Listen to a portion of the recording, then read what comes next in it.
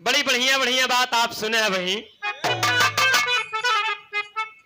आवागमन है, संसार है, मरे जिए जेबाऊ जाई है यही।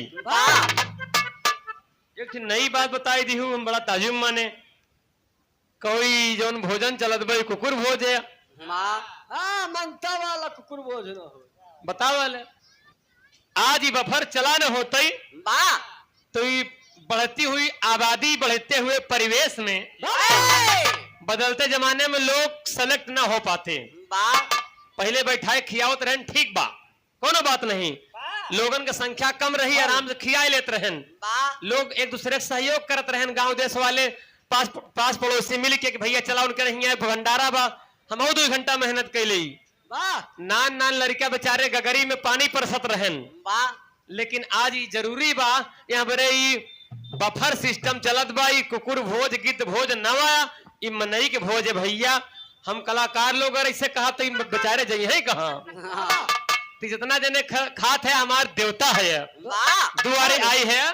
और जो भोजन करवा रहे हैं वो सब महान भाव भगवान विश्वकर्मा जी की उपाधि देता हूँ दोस्त, जो बनाए हैं आप सब। लेकिन एक निवेदन है दोस्तों, तनी आप लोग स्टॉल छोड़ के खा जाया। जो लोग भोजन ले लिए हैं स्टॉल छोड़ खाएंगे, ताकि अगला भाई जाए और सप्रेम मानवता पूर्वक प्रेम से, कोई डिस्टर्बिंग नहीं, आराम से पतरी लेके जा खा जा भैया। ये ब्रह्म भोज आटई, कोनो ये हर हर के भोज नहीं, ब्रह्म भोज बढ़िया प्रेम से खा। जंगबली यादव गावत है गाना या खाना साथे लाग चलत रहे, कोनो बढ़िया तर बजाए क्या जा करे जा।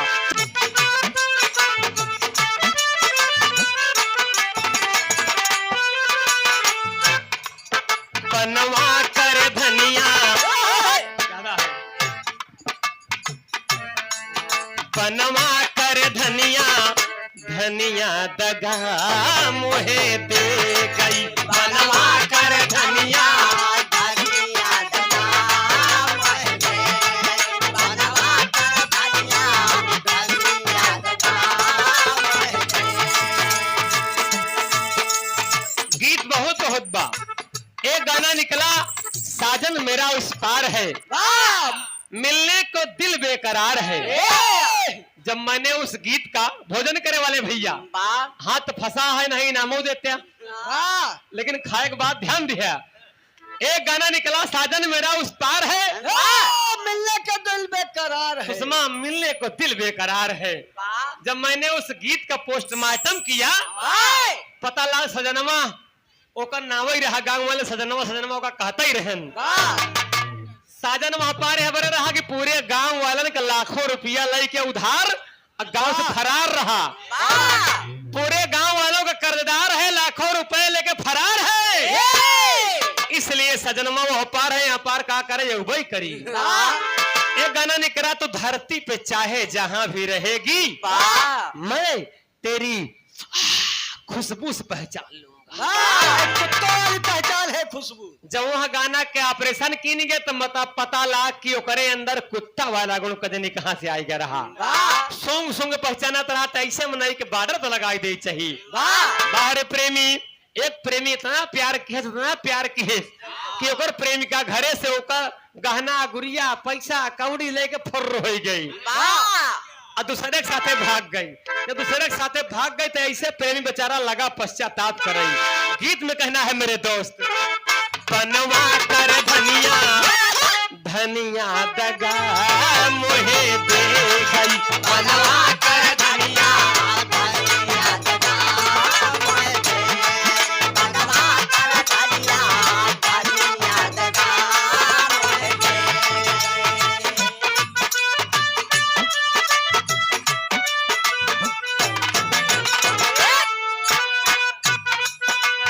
करके प्रीत हजारन हमसे है,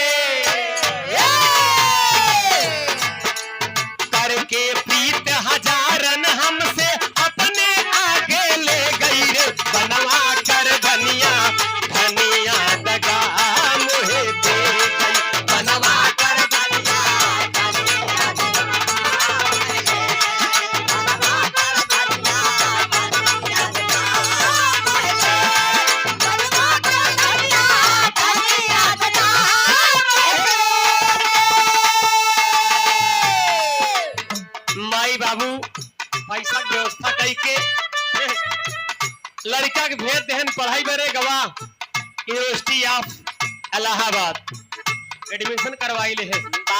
बढ़िया कोचिंग संस्थान में कोचिंग करे लगा, लेकिन वो लड़कवा के जवन बात प्रेमिका खाई गई दोस्त। मन बहा गयो कर बड़ा पैसा कौड़ी भेजा था, लेकिन बाबू सोचन लड़का हमार खूब तैयारी करत बा अधिकारी बनिन जाई, लेकिन ये दूसर पार पढ़ाई लाग एकर कोचिंग कहूं और होई लाग। जब लौट के आई घरे तब बतावत बा का कहत बा।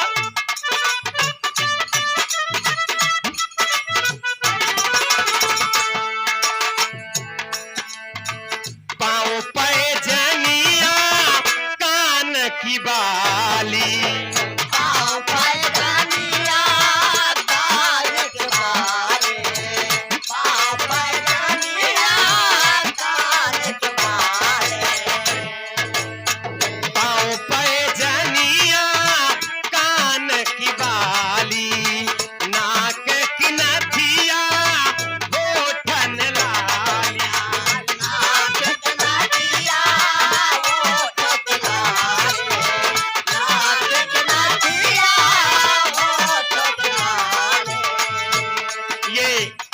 समझकर श्रीमान मुकुंद लाल यादव जी ग्राम महापुरा से आपकी ओर से 20 रुपए पुरस्कार है।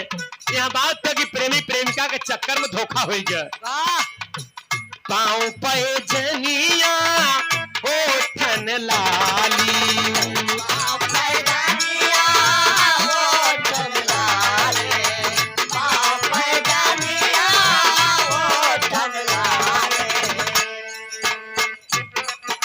मंगा मंगा के गहना गुड़िया,